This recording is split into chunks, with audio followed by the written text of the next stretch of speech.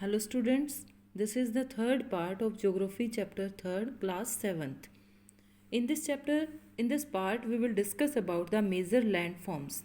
The landscape is being continuously worn away by two processes.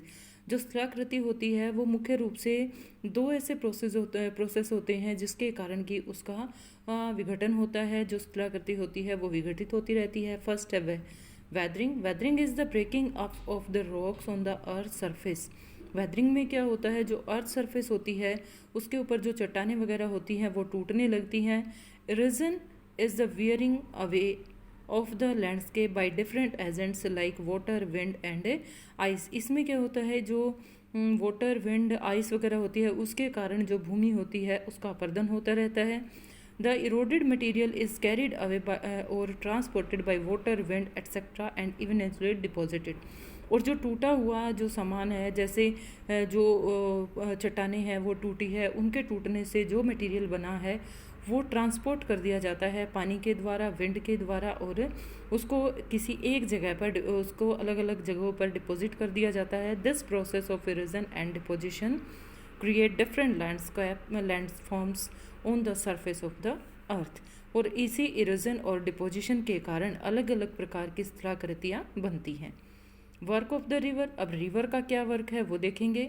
The running water in the river erodes the landscape. जो running water होता है, जो बहता हुआ पानी होता है, वो भी भूमि का अपर्दन करता है।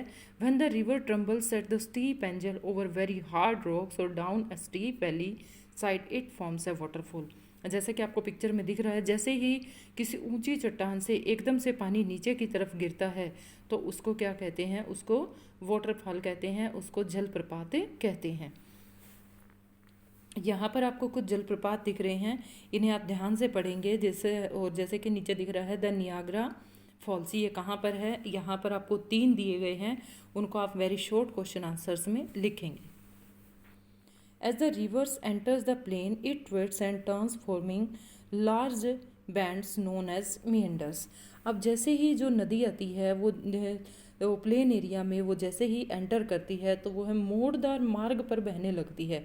यानी अब जैसे ही पानी आया तो उसमें इस तरह से मोड़ आने लगते हैं, जिन्हें हम क्या कहते हैं, उन्हीं मोड़ों को हम मियंडर्स यानी विसर्प कहते हैं। Due to continuous erosion and deposition, जैसे ही उस मेंडर्स में कंटिन्यूस इरोजन होता रहता है, डिपोजिशन होता रहता है along the sides of the meanders, the ends of the meander loop come closer and closer. और लगातार डिपोजिशन होने के कारण, इरोजन होने के कारण जो मेंडर है वो भी नदी से जो है वो टूटने लगता है। In due course of time, समय के इसके साथ साथ, the meander loop cuts off from the river and form a cut off a lake.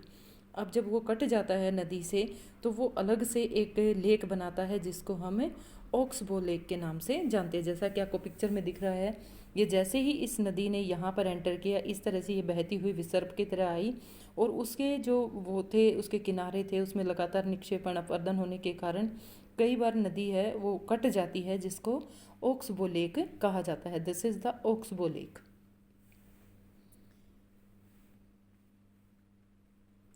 At times, the river overflows its bank.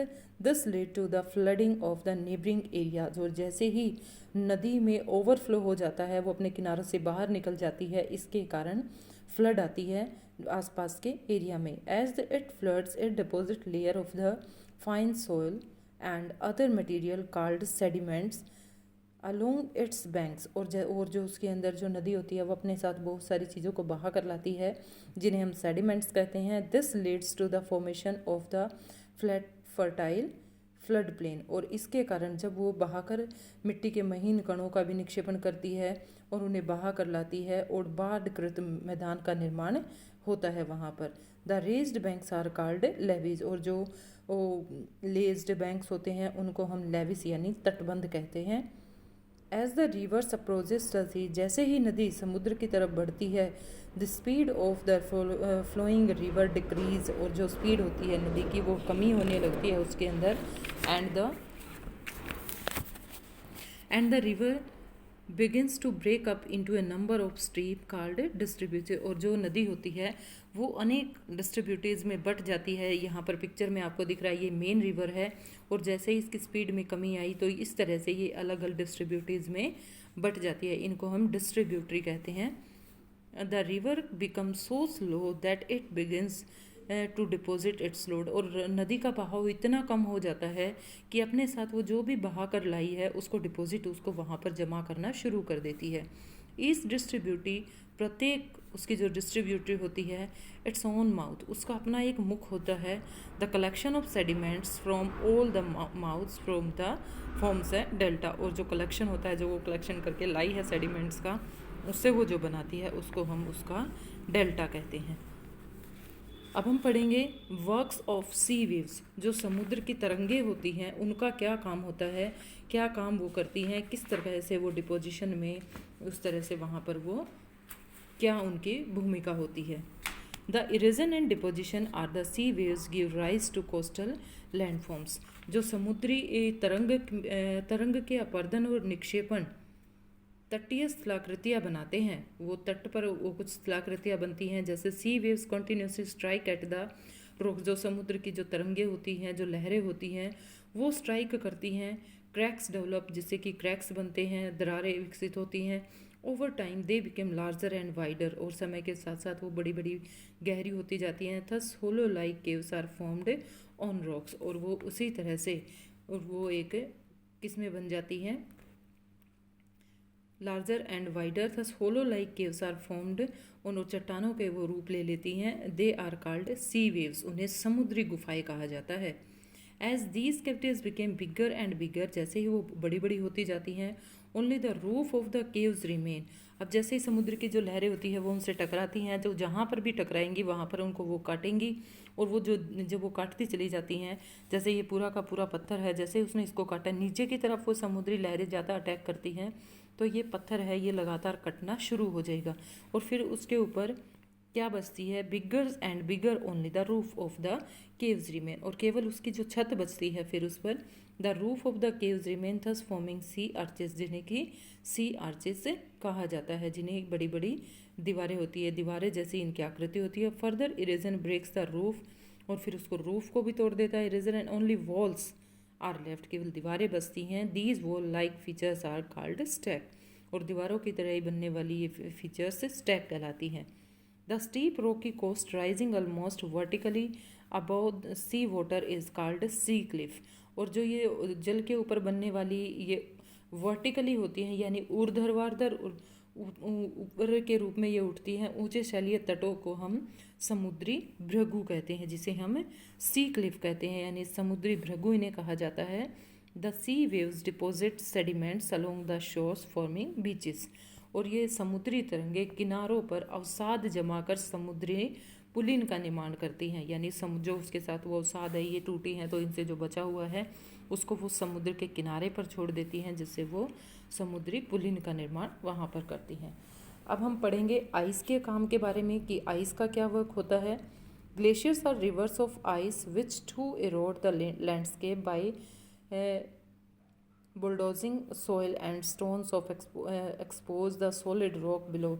जो समुद्र, जो ग्लेशियर होते हैं, हिमनद अथवा हिमानी, बर्फ़ की बड़ी बड़ी नदियाँ होती हैं। हिमनद अपने नीचे की कठोर चट्टानों में गुलाशमी मिट्टी और पत्थरों को अपर्दित कर देती है, और गुलाशमी मिट्टी एवं पत्थर में भूत रेशा का अपर्दन करती हैं, और जो फिर वो उसको नीचे से काटना शुरू कर देती हैं।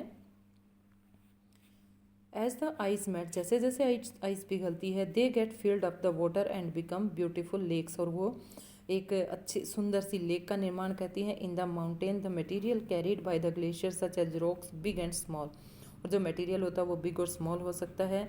Sand and silt gets deposit, this deposit from glacier moraines. और इन्हें हम हिमनद हिमोड का निर्माण करना कहते हैं। इससे ग्लेशियर मोरनीज का निर्माण होता है, जिन्हें हम हिमनद हिमोड कहते हैं।